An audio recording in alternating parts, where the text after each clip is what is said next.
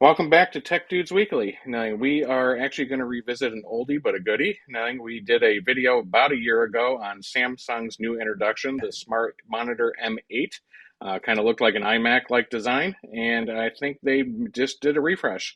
So let's take a few minutes, talk about it, and let's get going. So, I would say about a year ago, Samsung introduced the Smart Monitor M8. I know we did about a quick 10-minute review of it. Got a lot of views on our site. And Dave, why don't you give us a quick recap? What is it we liked about it, and where are they heading with it now this year with the refresh? Yeah, so this year is interesting. The previous gen model, actually you can get right now really inexpensive. It's still a good value. But what we liked about it mainly was it took everything that Apple tried to do on their 27-inch, what everybody refers to as their low end monitor, and put it in a price point that was easy accessible. And it was 32 inches versus 27. I think it sold out. It didn't sell. It kind of sold out in a lot of places, but it was harder to get. Now you can get them pretty much anywhere else. So Samsung took that momentum and now created the what's called the M80C. Now it's got four different colors, and the name of the colors are Appleish, which is warm white, sunset pink, daylight blue, and spring green. That's not a bad name. But now they have a 27 inch. Both of them are still 4K, 16 by 9 aspect ratio. The one thing I dinged it on, if we look at it like that, was on its USB-C single connectivity. It's only got a 65-watt pass through, so you're not going to run most of your MacBook Pros. I think off of this, you can run any of your MacBook Airs or anything like that, but I don't think you're going to, especially you're not going to run a 16-inch off of this one. So that's probably a downside. I think should have had a little bit more gas in the tank on that one, so you can put, so you can run your different laptops across the board.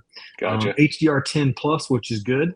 400 nits. I have mixed emotions about that. Apple says there's a 600, but I think it's just barely by 600. I think they could have went a little brighter on it, but again, it's a nitpick thing. 60 hertz refresh, not a gaming monitor by any stretch of the imagination, although you could play some games on it. I like the slim bevels. Doubles as a TV with Apple AirPlay now. I can't remember if the old version I think it had did. AirPlay on it or not. It did? Yeah, Okay. yeah, I'm pretty sure it did. Um, yeah, then they did the slim flip webcam again on it, and then the four colors. They also came down on the initial price. So I think if I remember correctly, the original M8 was $800 or something Yeah, like that. I think Now at they're best, priced. yeah, we started like 7.99. I think at best, nothing, and every now and then we saw some sales.